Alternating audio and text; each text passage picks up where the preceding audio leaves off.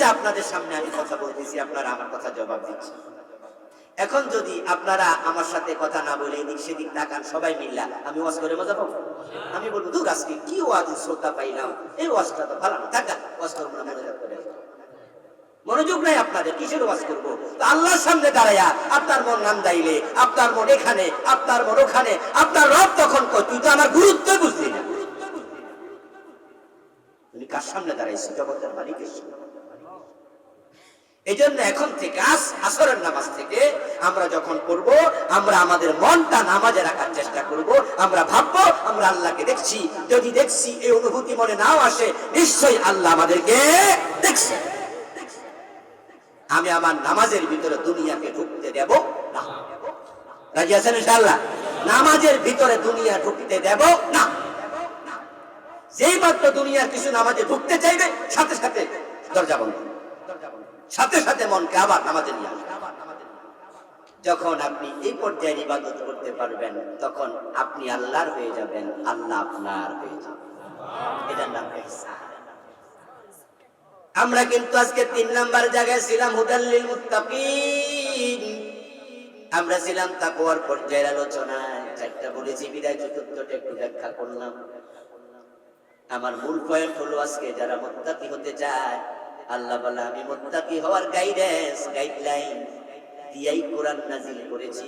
যারা মুত্তাকি হতে চায় তারা কোরআনের কাছে আসতেই হবে, কারণ হেদায়েতের একটাই কিতাব, সেটার নাম কোরআন।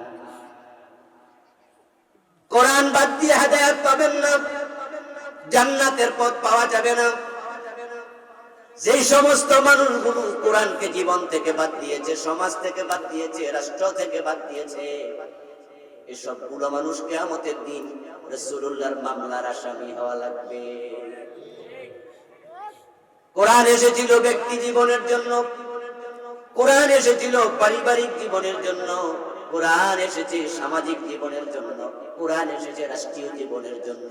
এর মানে ব্যক্তি থেকে রাষ্ট্র পর্যন্ত সব জায়গায় কোরআন লাগবে। কোরআন সব কিছুকে শাসন করতে এসেছে। যারা ব্যক্তি জীবন থেকে কোরআন সরাইয়া দিলেন, আপনি অপেক্ষা করুন, রাসূলের মামলার আসামি হবেন। আজকের মাহফিলও দেখে দেখে কোরআন পড়তে পারে না, কোরআন পড়তে পারে অর্থ জানে না, এমন কিছু লোক আছে না? আপনি কোরআন ধরলেন না, ছাড়লেন। আপনি কোরআন ছেড়ে দিলেন। ওয়াকালা রাসূল ইয়া রাব্বি ইন্না কওমি ইত্তাখাযু হাযাল কুরআনা মাহজুরা। হাশরের ময়দানে রাসূলুল্লাহ সাল্লাল্লাহু আলাইহি ওয়াসাল্লাম আল্লাহর কাছে মামলা দিয়ে বলবে, আল্লাহ আমি যে কোরআন রেখে এসেছি, এই লোক কোরআনকে ছেড়ে দিয়েছে, তোমার কাছে বিচার দিলাম, তার বিচার তুমি করো। ও প্রিয় ভাইরা, পরিবারে কোরআন চালায় না, কোরআনের আলোকে চলে না, বউটা বেপরদায় চলে, মেয়েটা কলেজে যায়, স্কুলে যায়, বোরকা সিলাইয়া দেয় না, এমন বাবা আছে না নাই? অথচ কোরআন তো আপনার পরিবারকে চালাইতে এসেছিল।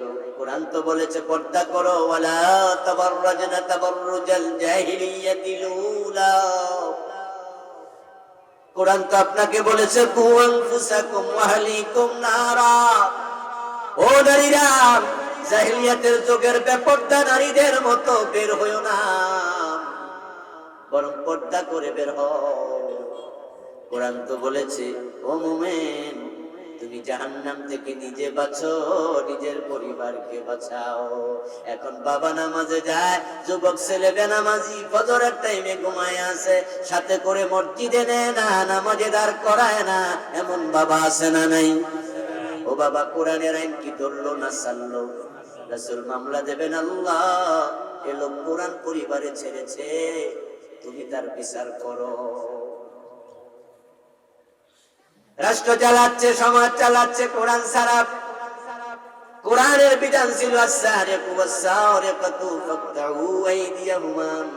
চোর নারী হোক আর পুরুষ হোক, ধরে ধরে হাত কেটে দাও। 52টা বছর দেশ চালাইলেন, চোর ধরে একদিনও হাত কাটলেন না। এবং চোর ধরে হাত কাটার যে আইন আছে এটা সংবিধানেও ঢুকালেন না। অথচ আপনারা চাইলে তো সংবিধানে চোর ধরে হাত কাটার আইন ঢুকাতে পারতেন। সরকার তো আপনার ছিল, 300 জন এমপির মাঝে 250 জনের বেশি তো আপনার এমপি। একবার হা বললে তো আইন হয়ে যেত। কেন আপনি আইন বানান নাই? ডাকাত ধরে সুরে দেওয়ার আইন বানান নাই? মদ পান করলে 80 বেত লাগানোর আইন তো ইসলামে ছিল। নবী মুহাম্মদ এই আইন চালু করে গেছে। ওনার সাহাবী ওমর রাদিয়াল্লাহু তাআলা নিজের ছেলে আবু শামা মদ খাইছে, আবু শামাকে সার দিছে না 80 বেত লাগাইছে? আপনারা একবার হ্যাঁ বললে তো 80 বেতের আইন চালু হয়ে যেত। কেন করেন নাই? রাসূলুল্লাহ বলবে ইয়া রাব্বি ইন্না কওমি ইত্তাখাযু হাযাল কুরআনা মাহজুরা। এই লোকগুলো দেশ চালাইছে, আমার কোরআন আমার সুন্নাহ মানে নাই। বিচার দিলাম, ও আল্লাহ এই বিচার তুমি করো।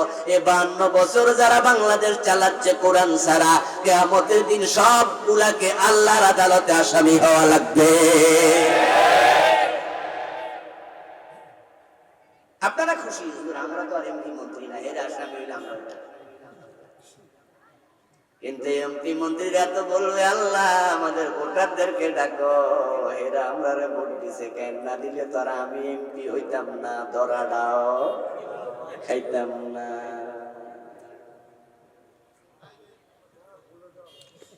আমাদের ম্যানিফেস্টো তো লেখা ছিল আমরা খৈল পাস করলে কি কি করব। আমরা কি ব্রিটিশ আইনে দেশ চালামু না আল্লাহর আইনে দেশ চালামু? এটা কি ভোটাররা বোঝে না? তো বুঝা শুনে আমাদের ভোট দিছে কেন? কিয়ামতের দিবসকে জন্য ইয়ামুত তাগাবুন বলে, অনেকগুলো নাম কিয়ামত দিবসের। ইয়ামুল মাহশার, ইয়ামুল হিসাব, ইয়ামুল কিয়ামা, ইয়ামুত তানাদ, আর একটা ইয়ামুল মুনাদ, ইয়ামুত তাগাবুন, আরো অনেক নাম আছে। একটা নাম তাগাবুন। তাগাবুন নামে একটা সূরাও আছে। এর মানে সেটা ধোঁকাবাজির দিবস। কর্মী দোষ দিবে নেতার, নেতা দোষ দিবে কর্মীর, মুরিদ দোষ দিবে ফিরের, ফিরে দোষ দিবে মুরিদের। সবাই দোষ দিয়া শুধু বাঁচতে চাইবে। এই জন্য একে বলবে অন্যরে ধরো, অন্য বলবে তারে ধরো। আল্লাহকে আমি সবাই রে ধর্ম কারোরে ছাড়ো না।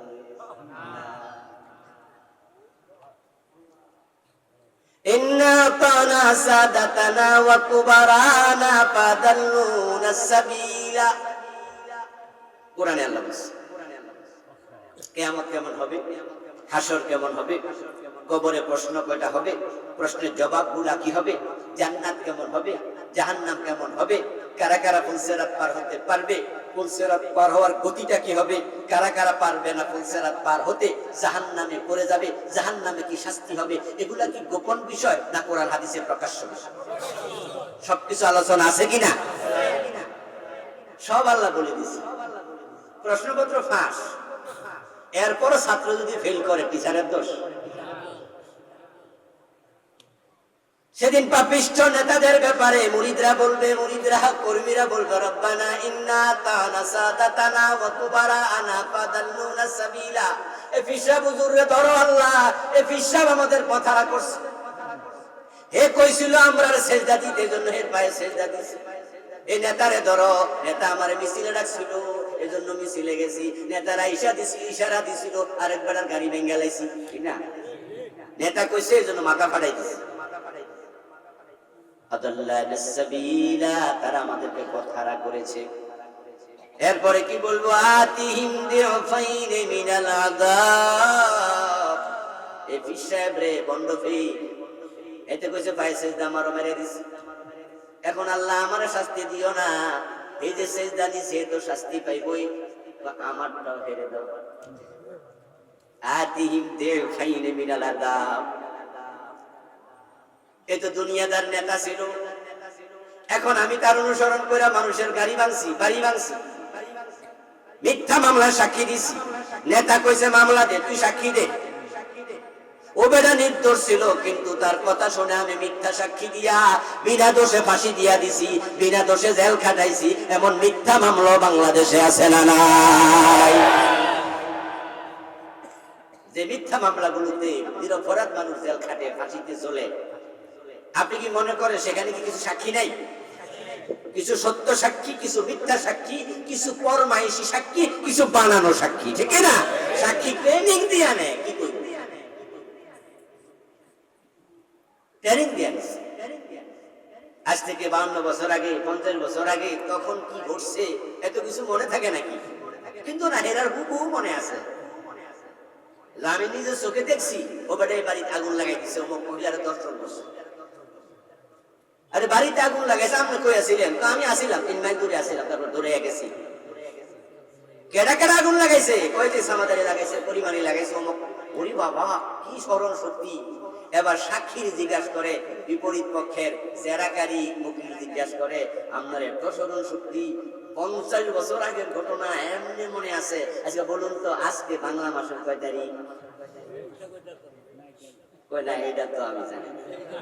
আচ্ছা, জানেন না? যেই গাড়িতে চড়ে আপনি আসছেন উত্তরবঙ্গ থেকে, ওই গাড়িটার নাম কি?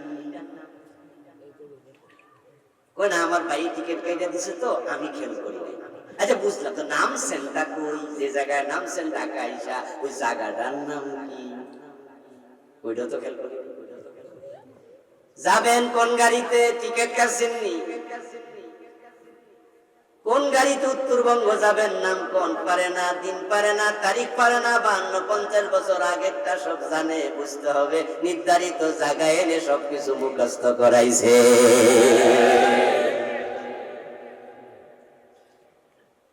এখন যে নেতার কথা শুই না, সাক্ষী দিয়ে আরেক বেড়ারে ফাঁসাই দিছে, জেল খাটাইছে, হাসরের দিন তো আল্লাহ ধরবো না? লা ইয়ালফিযু মিন কাওলিন ইল্লা লাদাইহি রাকীবুন আতীদ। বাঁচতে পারবা না। তোমার মুখ থেকে বের হওয়া প্রতিটা কথা রেকর্ড করার জন্য কর্তানে ক্যামেরা আছে না নাই? আল্লাহ তো তোমার 52 বছরের সাথে আজকের সব কথা মিলাবে। কথা হেসা না মিশা, ধরা তো খাইবা। তুমি তো সে এলাকায় ছিলেন, আজকে মিথ্যা সাক্ষী দিছ। এবার আল্লাহ যখন ধরবে, তখন এই লোক বলবে, আল্লাহ নেতারে ধরো, হে বেটা কইছে আমি দিয়া দিছি। এখন বুঝছি আমার অন্যায় হয়েছে। এর যদি না কইতো, আমি তো আর মিথ্যা সাক্ষী দিতাম না। আতিহিম দে ফাইন মিনাল আযাব। এ বেটা স্বার্থপর নেতা, দুনিয়াদার নেতা, এই শাস্তি তো হে পাইবই, আমি বুঝি, আমারটাও হেরে দাও। আল্লাহর বক্তব্য লিকুল্লিদেফ। আল্লাহ বলবে, আমি তোমারটা হেরে দেবো, তোমার ছেড়ে দেবো, এরকম চলবে না।